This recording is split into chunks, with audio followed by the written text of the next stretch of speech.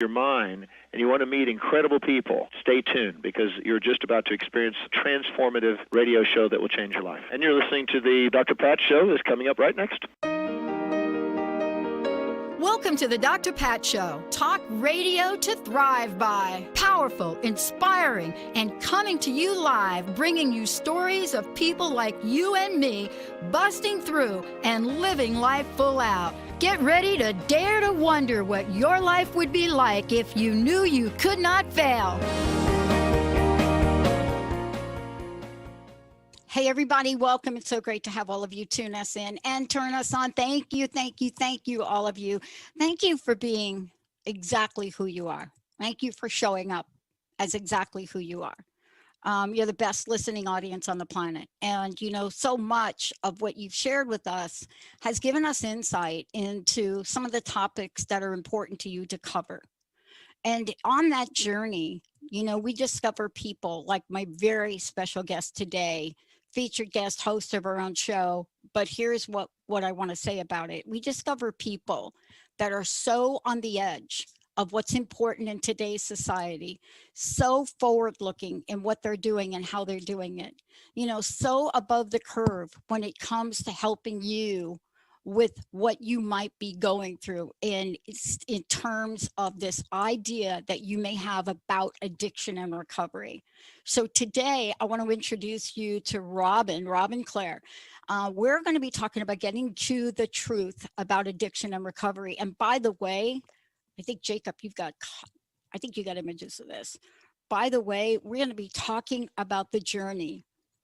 What is it like to take this journey? The recovery journey.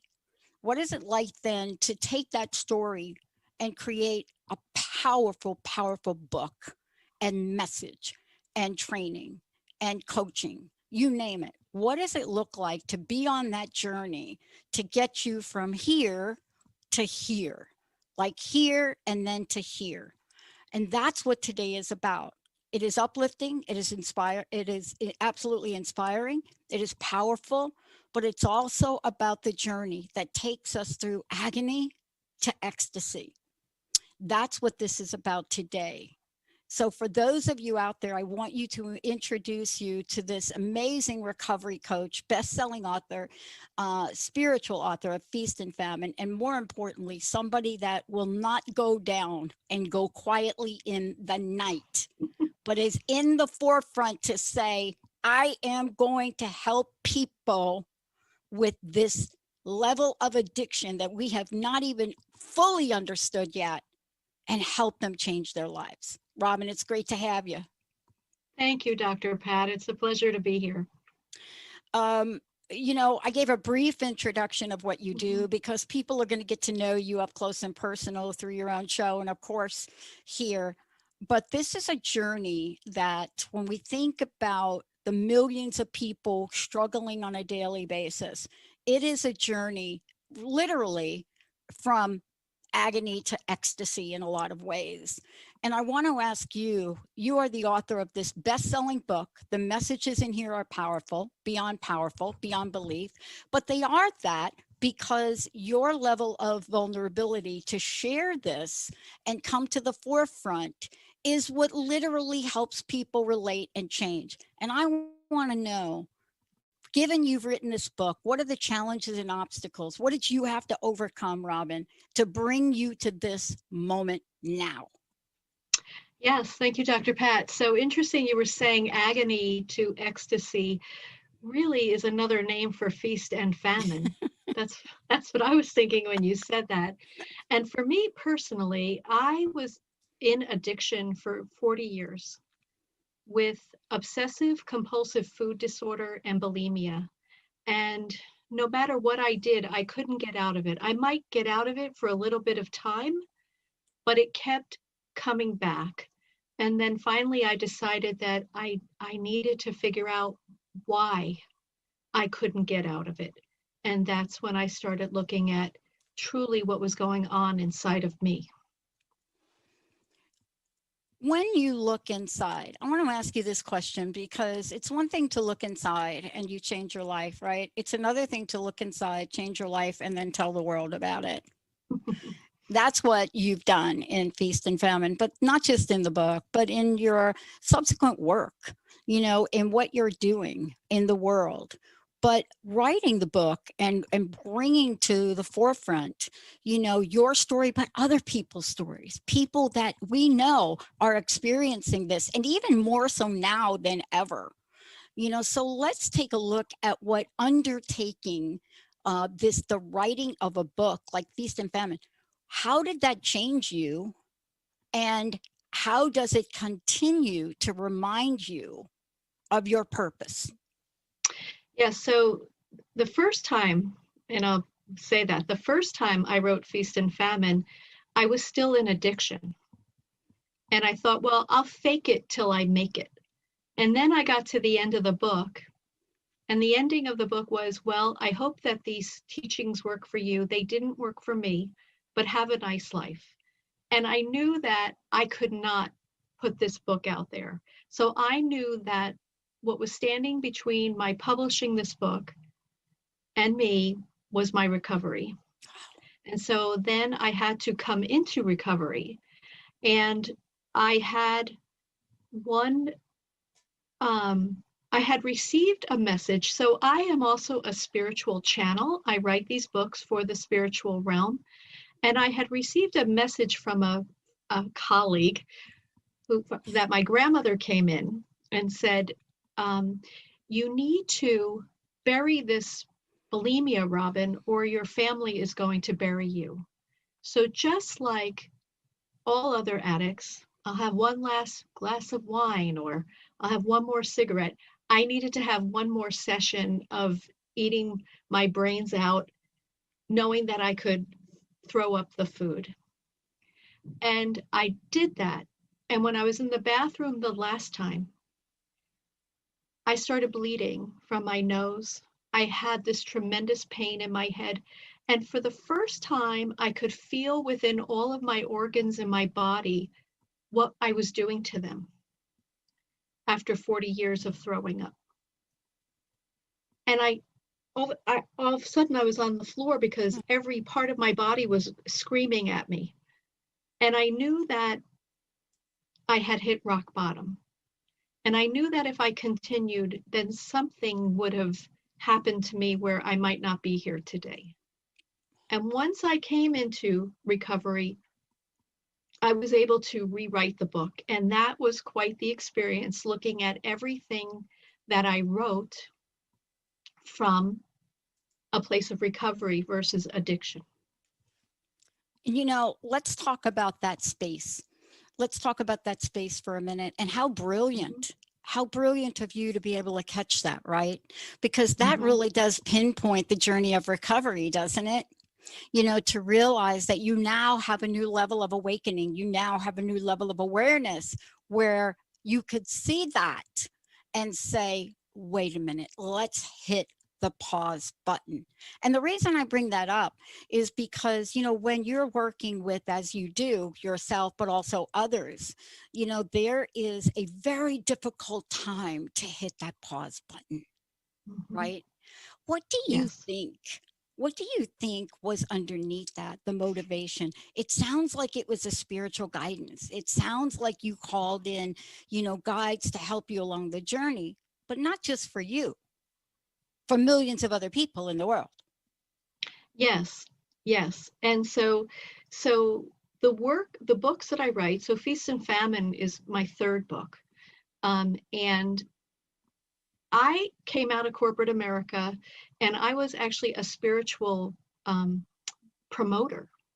So I promoted all the other teachers, I promoted all the other workshops. And then one day my guidance said to me, what about you, Robin? And I'm like, what about me? I'm really good at this. I'm really good at getting other butts and seats for other people, right? And they're like, no, you're the teacher too. And I knew that I didn't feel like the teacher because I knew that I was an addict. And somehow that I felt like a fraud. So how could I be the teacher? How could I be the spiritual teacher and then have this problem in my personal life? And so it wasn't until I started looking at my own trauma patterns of my life that I discovered what was going on with me. And so the divine being that I worked with on Feast and Famine, Healing Addiction with Grace, and this is the name that was shared with me, was Sophia, who many don't, she's a divine feminine, but she also declares herself as the Holy Spirit. And most people, if you ask most people, they don't know who the Holy Spirit is. It's just a name. But she says that she is the mother of creation. So we have the Father, the Son, and the Mother. And so she is the Mm. Holy Spirit, Sophia. She also says that she goes by grace. So when grace arrives in your life, it is coming from Sophia, inspiring you either to have internal grace or grace arriving on an external level. Mm. And she arrived and asked me to write this book. And I said, okay. And she goes, but there's one more thing. And I'm like, okay. And she said, you have to tell your journey of addiction in the book. And that was the game changer, Dr. Pat, because Yeah. I didn't talk about this with anyone except very close family and friends. In fact, I had so many people who read the book, they're like, what? Are you kidding me? I'm like, no, I'm not kidding you. It's not something I go about announcing, in conversations with friends and family. And so I had to really come into recovery in order to be able to deliver Sophia's messages. Oh my gosh. So important. One of the things I was really struck by, and I want to talk with you about this when we come back from break. One of the things I want to talk about is this journey of suffering and healing. But of course, in your book, I was really struck by the zone of genius and then humiliation leading to self-loathing. And I want to take a short break because when we come back, I love the different steps you've laid out in the book. And if you don't mind, I'd like to read them to people when we come back, because one of the things we don't talk about is the intermediate steps that person goes through in a life, to get to that place where you just don't like yourself, let alone love yourself. I don't know how you love Right. yourself when you don't even like yourself. And you hear so much about self-love. I'm all about self-like. That's what Yes. that's what that's what I think you struggle with in addiction, right? You Yes. struggle with this, oh my God, I'm looking at you in the mirror and like, I don't think I like you, Pat. Let's take a short break. When we come back, more with Rob and Claire, this fabulous book, Feast and Famine, Healing Addiction with Grace. When we come back, how do you move through the zone of genius? But more importantly, what is it about humiliation that Mm. literally cracked open Humpty Dumpty? Let's take a short break. We'll be right back. All clear.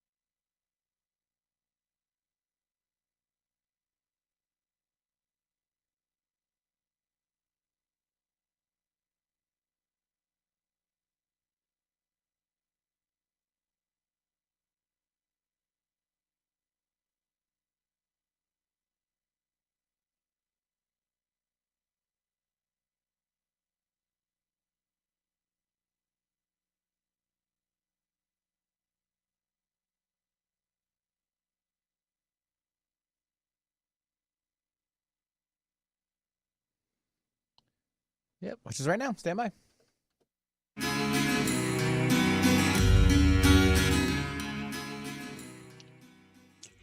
Hey everyone, welcome back. I am so thrilled to have Robin Clare joining me here today.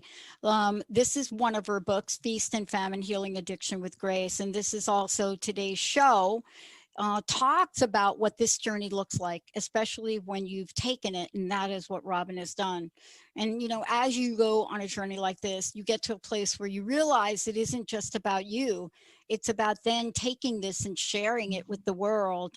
And that in itself is a process. That in itself is a level of vulnerability.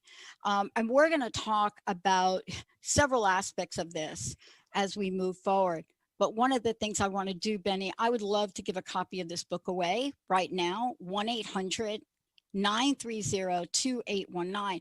And certainly if you've got a question for Robin, or you've got a question about what we're talking about today, food disorder, bulimia, if you have questions about that, give us a call, 1-800-930-2819. Before the break, I was talking about a part of your book, but before we go there, how do people find out about you, Robin? How do they get copies of this and any of your books? Yes, so thank you for asking me that. So Sure. people can reach me at clarity.com. That's CLARE-ITY.com. And they can purchase the book there, or any major retailer has the book as well. Awesome.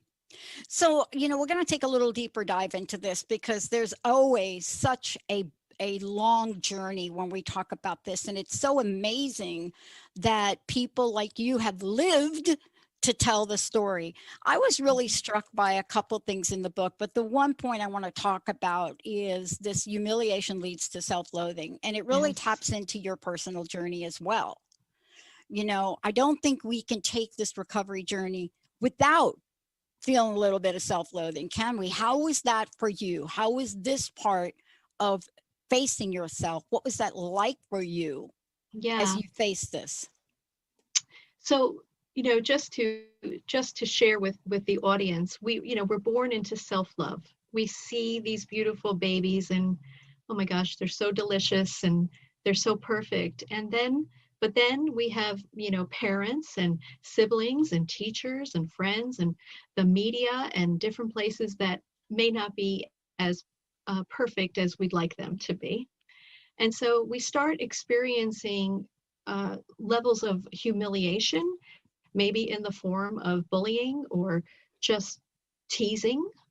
There's a lot of teasing going on, and that can lead to self-loathing, because really as children and teenagers, we're not as interested in doing our own healing work. If we don't heal the self-loathing, it can transform into suffering. And in Feast and Famine, Sophia says that there's really only one addiction on the planet, and that's to suffering. And then we choose our vice, our addictive substance, our habit, because we're wallowing in our pain, we're wallowing in our suffering, and we want to feel better. So then we have this journey from self-love to self-loathing, then to suffering, and then to addiction. And so the only way back to self-love, which I think is really where we want to get back to, or self-like, as you said earlier, is to look at, why are we suffering? What is going on inside of us? What were our trauma patterns? And for me, when I started looking at that, what I discovered is that there were 21 times that I knew that I had been humiliated. And some of them were just, I'll give you an example. I was in 5th grade and we were playing kickball in the yard, and I kicked a home run. And as I'm coming around third base, I had a kilt on, and my pin unpinned, and my kilt fell off. And everyone was laughing at me. So you might not think, so what's so bad about that? But for a young girl to have an entire playground of people laughing at her, that seems to build in our life. We have situations where we're made not to feel good about ourselves. And that just kept building and building until I realized that I have this problem. And where I discovered I had this problem was in reading the book, The Big Leap by Gay Hendricks. Mm-hmm. Talks about this idea that we're all working at our zone of brilliance, but we want to ideally work at our zone of genius, because that allows us then to fulfill our soul's destiny at the zone of genius. But we have upper limit beliefs that stop us. And for me, what I needed to clear were all of these trauma patterns around humiliation. And one more interesting thing about it, I was driving in New York and I was listening to the woman who did the Me Too movement. And I said to my spiritual guidance, that's so powerful, her story of the origination of it. And then all of a sudden, my guidance said to me, #who-me, capital H, small u, capital M, small e. And then I heard, this is an epidemic on your planet, humiliation of me. Yeah. And let's talk about that a little bit further, because, you know, when we look at the day and time we live in, right? When we think about all of the different ways now available to be subjected to humiliation, you know, by far it is inescapable given the many forms of media we had. And, you know, it's very different than when I grew up and, you know, somebody said something about me. I shared this on one of the other shows. Is the first time I wore a bra. And I generally had a group of boys that I played with, and we played stickball. And I remember that first time I wore a bra. I mean, I thought nothing of it until a comment or laughing was made, happened. And we think about these things and how we respond to them, right? And we think about how we take these things in. And I will tell you that as a young child, laughing at me was a thing. And of course, I'm from the Bronx. And of course, we're out in the street. And I just walked over and gave that kid a black eye. That was my reaction to it. But in life, you know, it's a hot button, and we take those things in. We take what's said to us in. And what is the recourse? Is the recourse then to comfort ourselves? Is the option then to, I've got to heal this pain. I've got to numb this pain. Tell us about that. Yeah. So I think that's what we do. I think we're constantly barraged with moments of humiliation, which then of course can be accompanied by shame. And the way to feel better about ourselves is to do things that make you feel good, right? Until you're ready to look at what are my patterns, what are my trauma patterns, and until you do that, you will continue to suffer, because that's what we have to heal. So what to get out of the suffering, we have to surrender our suffering. And what I mean by that is really give it up, not just wishful thinking. I wish I didn't do this. Like, that's not surrender. You all know when you've surrendered in your life. A surrender is more like, I will never do that again, and I will get the help that I need. And then what happens after you've surrendered like that, then grace arrives. But in Feast and Famine, Sophia said that grace must be allowed. And I found that to be one of the most interesting things she said in the book. Grace must be allowed. Because a lot of times, Dr. Pat, we have a role we've been playing in our lives. And we're that person in our family. And for some, you know, they're the person that always messes up, or that's how they get attention, or maybe they don't have to work so hard because they have a problem. You know, so looking at your suffering, what caused the suffering, is not easy. But once you can do that, and once you can heal those parts of you that are struggling like so, then you can begin to have a life filled with grace. And magic. I always say magic because I think it becomes pretty magical at that point. Well, it's because you have looked fear of humiliation, persecution in the face. You know, you're looking straight at it, right? You know, you're looking at, oh, is is this it? Is this what I feel? What do I do?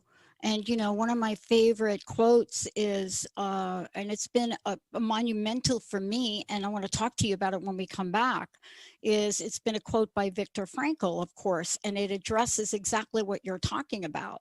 And it's that thing that he says, between stimulus and response, there is a space. And it's in that space, our power to choose our response. And in our response lies our growth and our freedom. And I think that when I listen to you and what you're saying, right, and you've gone through this and you've identified this and you've been able to have a different response, I want to know, when we come back from break, I want to know what answers were provided for you, because you are hungry for those answers. Yes, I was. And when we are hungry for answers, does the universe listen? I'm not going to answer that question. Robin's going to answer that question when we come back, everybody. Let's take a short break. We'll be right back with Robin, Clare, and Feast and Famine and Hungry for Answers. We'll be right back. All clear?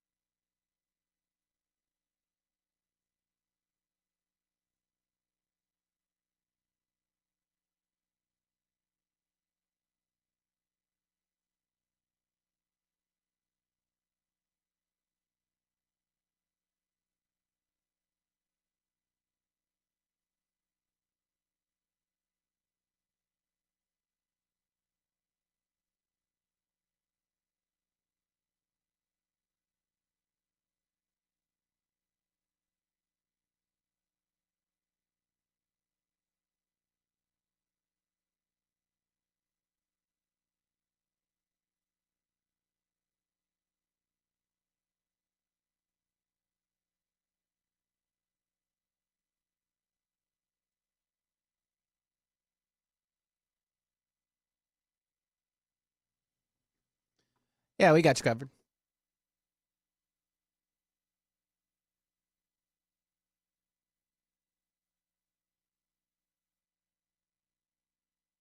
All right, stand by.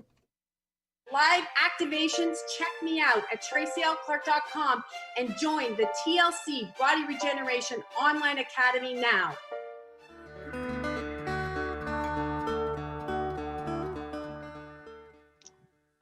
Hey, everybody, welcome back. It is so great to have Robin joining me here today, getting to the truth about addiction and recovery with Robin H. Clare. And today we're talking about feast and famine, but we're talking about more than that. We're talking about a courageous admission that her true addiction, was to suffer, gradually developed into a powerful blueprint. And, the blueprint is delivered in these pages we're referencing, but today we're also talking about how you go through these pivotal milestones in the journey and you become hungry for answers, not just about your own personal journey, but about life. And that's what we're going to talk about next. Before we do, Robin, how do people, again, get copies of your book? How do they find out about you? How do they find out about your upcoming show? Yes. So my website is clarity.com, and that's Clare, CLARE-ITY.com. And I'm really proud to say that I have a show on Transformation Talk Radio starting on Thursday, and it'll air the first and the third Thursday at noon Eastern Time, 9 a.m. Pacific Time. And it's called Hungry for Answers, from recovery to your ultimate life. And let's talk about that now, because there's this bridge that gets crossed, and you'll talk about the bridge for a minute, but we start to cross the bridge, and maybe what really happens is we're yearning for answers. We're hungry for answers. We may not even know the question, but we want somebody to fill in the gap. Tell us a little bit about that gap and what that bridge was like that you crossed. Yes. So again, as I shared earlier, for me, I had this life-altering experience where I felt like I was dying on the bathroom floor. So I knew that I was really hungry for answers, but I had been in living my own exam in life for years, trying to come into recovery. And when I say living an exam in life, I work with a therapist, a mental health professional, but I also worked with coaches.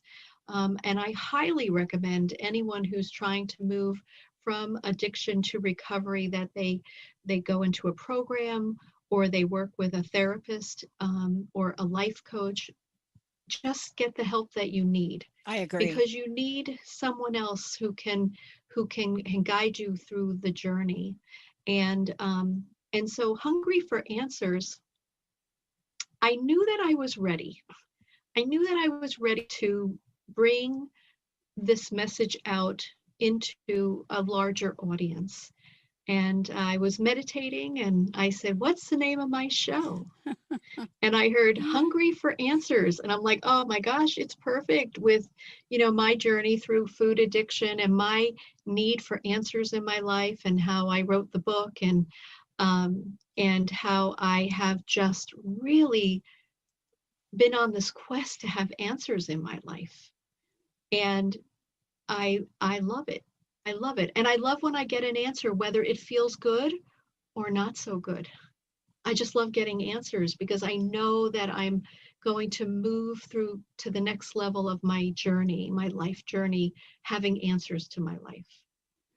And, talking about this openly is one of the most important things we can do, because many people are ashamed, right?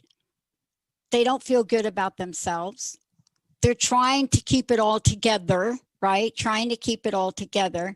Maybe you have somebody you're trying to please by the way you look or how you are in the world, or maybe you're in search for your own love for self inside. Mm-hmm. And, I was sharing with you that, sometimes it's just a light bulb that goes on. But what happens when the light bulb goes on? And how do you discover that you're now on the recovery journey? Yeah. So for me, the light bulb went on immediately after that life-threatening experience. But I had it actually worked. Because, as I shared, I've been in intensive therapy for at least 3 or 4 years before that, trying to figure out, and I was like, I felt like I was peeling back the layers of a rose. I could say onion, but I like seeing myself as a rose better. I like the And rose better. Yeah. And I kept pulling back and saying, geez, wow, look at that. Look at that. Look how that impacted me. Look at that. Let me, I also studied at the Oneness University in India. And my teachers, Sri Amma Bhagavan, said it beautifully. They said that you have to put out the emotional charge related to these experiences that you had in your childhood and your teenage years and your adult life. And I said it to someone the other day, a guest that I was talking to who's coming on my show. And I said, I always see when I'm working with these trauma patterns, these experiences in my life that happened, I see myself going like this, like blowing out the emotional charge. And he said, oh, you exhaled? And I'm like, oh my God, that's brilliant. Yes, I exhaled. I wasn't clutching it anymore and holding on to it for dear life because it hurt so much. And that's what I did. But one of the ways that I really got out of this humiliation pattern was I read an article when writing Feast and Famine, and the author said that nobody can humiliate you if you don't give them the title of judge.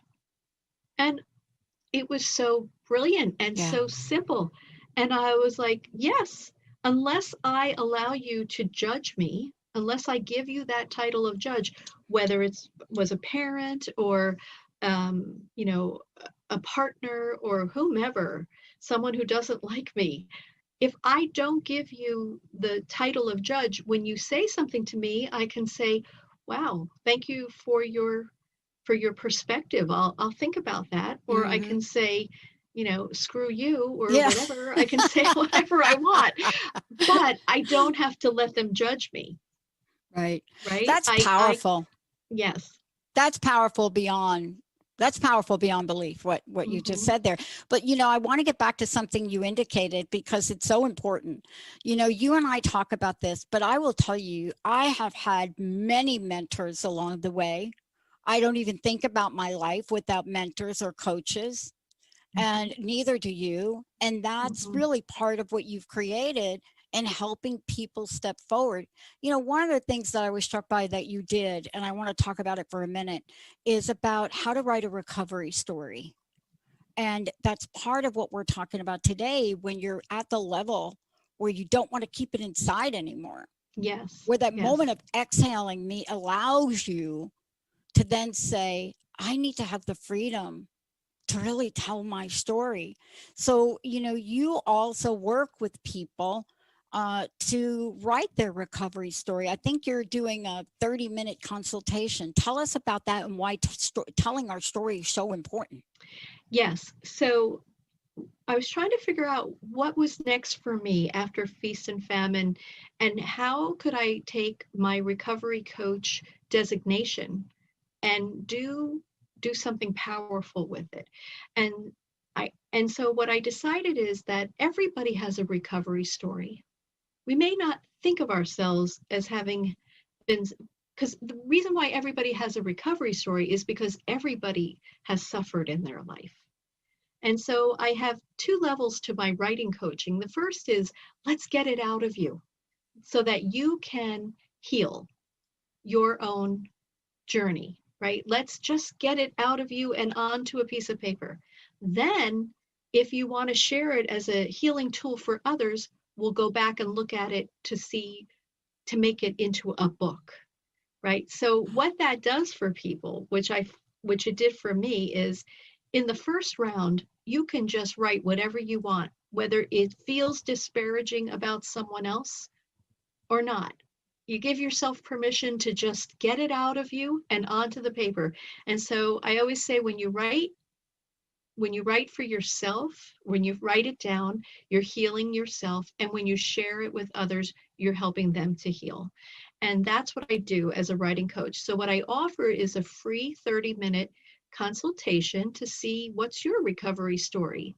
Let's see if you want to write that. Let's see if you want to use it as a healing tool for yourself first, and then for others second.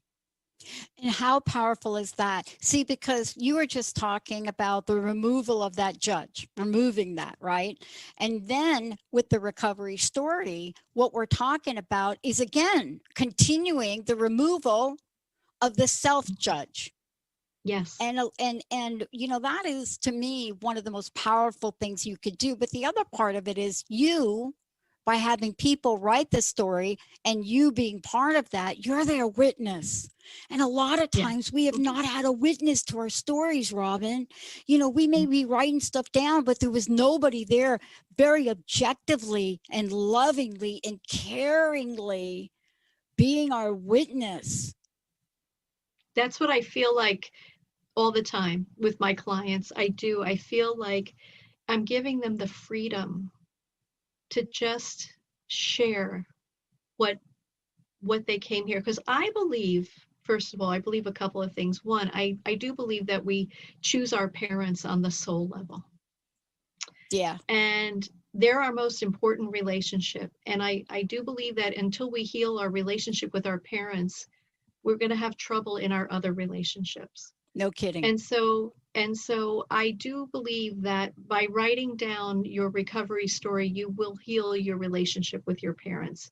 And I'm not saying to condone anything that your parents might have done. I'm just talking to you about forgiving them and forgiving yourself. And you know what that and leads understanding that.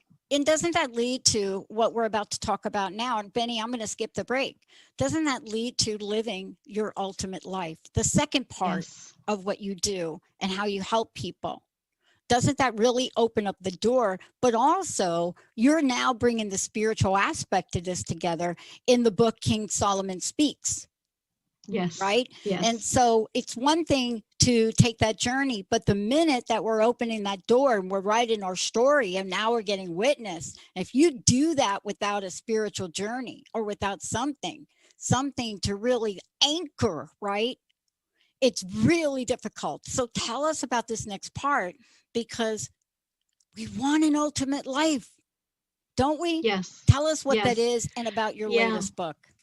Yeah. So King Solomon Speaks was a book that I'll just tell the story. I was going to sleep one night, and all of a sudden I hear, "Robin, I need your help."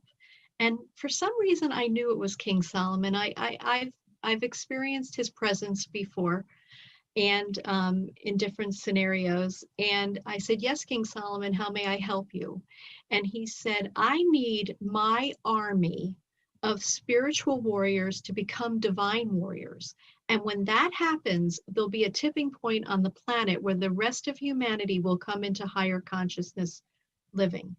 And I'm like, "Okay, I'll do that." And of course, then after that, I was like, "Oh boy, how do I do that?" That's a big call. And it took me a few years to get to this, because I had to finish Feast and Famine. And again, I had to be where I am today. I had to grow into that. And so what is the transformation from spiritual warrior to divine warrior? When you're on the spiritual path, there's a place where you never feel like you know enough. You never feel like you're healed enough. And you also know that suffering is still an option. When you transform to the divine warrior path, or to your own divinity, you do know enough for now. You are healed enough for now. And you know that suffering is no longer an option, because why would we suffer? If we're living our lives as divine humans, meaning living our divinity in human form, there's no suffering in heaven. Right. So why would we suffer here? And so this is a little book. It's 7 meditations. The way King Solomon said we can do this is to align our major chakras, with the earth chakras. And so this is a little meditation book with accompanying recorded meditations. And, and let's tell people how they can get this, please. Yes, so this one I would also go to this one for sure, go to my website or Amazon, but I would recommend going to my website, and that's clarity.com, Clare, CLARE-ITY.com. And there you'll be able to link out right on the homepage to be able to get, it's an ebook in the form of a PDF and recorded meditations. One of the things I want to say, Benny, also, we have a free download of King Solomon Speaks ebook and recorded meditation. So let's do that now. I know we have a few minutes left. 1-800-930-2819. And Benny, all I need is name and email address, if you don't mind, and phone number, just in case, so we can get the person that calls in. 1-800-930-2819. Look, I love being able to witness this for you, the launch of Hungry for Answers, the launch of this book. But this is all in the spirit of your passion and your purpose, right? And this upcoming radio show. I want to take a moment to talk about the radio show and to let people know what you're planning for them. Thank you. Yes, so Hungry for Answers, From Recovery to Your Ultimate Life, was something that I've been thinking about, that, you know, getting to recovery is a major milestone. I am not diminishing that at all, because I lived it and I understand what it means to be in recovery, and solidly in recovery. And then what happens is we think maybe there's nothing after that. Like recovery is like the end of the line, but a good end of the line. I don't think so. I think that we can live recovery in all aspects of our lives. And I think that we can live a life based in wholeness, where we are healthily living mind, body, spirit, and emotion healthily. And we are living a congruent life where where our heart and our mind and our voice are all living as one. When that happens, I believe that we can live our ultimate life. I believe that we can have a life where we understand our soul's desired outcome for this lifetime, and we can achieve it. And so I love to work with people on that as well. And we do. Our soul is here teaching us lots of things. And the way you know it most is when you keep having the same thing happen over and over again, over and over again. That's your soul saying, we need to get this lifetime. Yeah. So spend some time figuring out why it keeps happening over and over again. Once you get into a groove with your soul energy, then that's when you can have your ultimate life, because things just start unfolding in a magical way, because you're courageous and you're open and you're healthy. And then that's when life can be magical, as I said earlier. It's so important what you just said, because if we enter the realm of recovery and we think that the end game is recovery, then we ask ourselves the question, what's next? Is there nothing after that? Is there going to be the same old life that I have? Is there going to be something that changes? Will I be able to see the ultimate possibilities of an amazing life? And see, that's what I love about your message, because we do think recovery is the end game. But what about life? Right. What about joy? Right. Right? What about abundance? What about happiness? What about that, Robin? Yes. Yes. So what I personally discovered in my own journey of recovery and to my ultimate life, which I feel like I'm living that now with the opportunity to share all of that. And I have always known that we have a divine right to a life filled with love, joy, peace, and abundance. And I believe that's what the ultimate life is as well. When you know that you're, as a divine being, as a soul being, having a human being experience, you can have these things. And so when we can move from just the day-to-day struggle of the human existence to working in partnership with our soul, then we can more likely and more graciously receive the love, joy, peace, and abundance that we have a right to. You know, in the few minutes we have left, what I want to talk with you about and have you share, if you don't mind, is, you know, coming full circle to embody the full range of work that you do with people. Because recovery, yes, is part of your journey and part of your story. But, you know, as someone who is certified in this, you really take it to another level.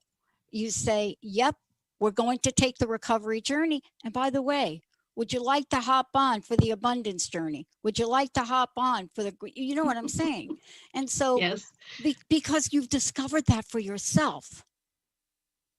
And now Yes. you can help others. Well, you know, my spiritual mantra, my own personal spiritual mantra is bring it on. Now, that has afforded me a lot of wonderful learning opportunities, but it's also required me to do the work. Yeah. And so, yes, so I'm always open to, I live a life, not just the examine life, as I said, but I live so connected to my own spiritual journey and my own spiritual team that I'm constantly listening for guidance as to what do I need? What do I need to learn? Who do I need to connect with in order to be able to deliver the messages that are shared with me through my books? Yeah. Wow. I am so excited about your upcoming show, Hungry for Answers. I want to thank you for today. Again, how do we find out more about you, Robin? Thank you for all your work. How do they get copies of your book? And also, what's your personal message? What do you want to leave us with? And thank you so much for creating a powerful pathway for people. Yes. So again, you can reach me at clarity.com, CLARE-ITY, or on Facebook, Clarity with Robin, and Instagram, Clarity by Robin.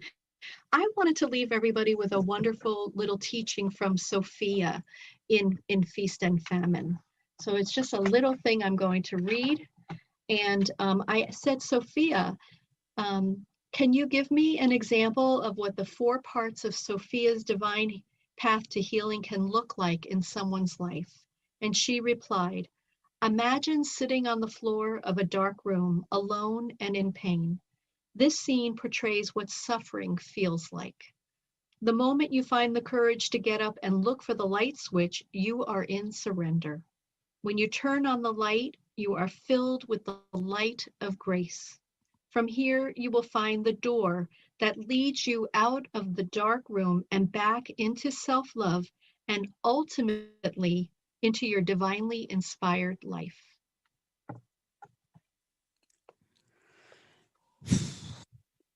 Boy, don't we need that. Robin, thank you so much for everything. Thank you, Dr. Pat. Again, for those of you out there, we're talking about, if you haven't heard the earlier part of the show, Feast and Famine, of course, Healing Addiction with Grace. And I want to just say Robin is available to work with you.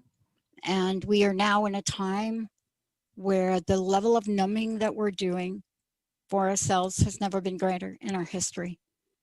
So thank you, Robin, for everything you're doing. Thank you so much for today. Thank you.